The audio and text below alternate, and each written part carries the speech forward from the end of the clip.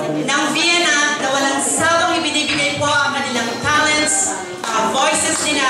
and I'm very, very sure sila po ay magiging successful sa lahat po ng fields na papasukan nila sa kanilang buhay. Maraming salamat sa kanilang mga magulang, sa kanilang kabaitan, generosity, at lahat po ng mga nagsuporta na kapatiran brothers and sisters ng Paris chapter na sa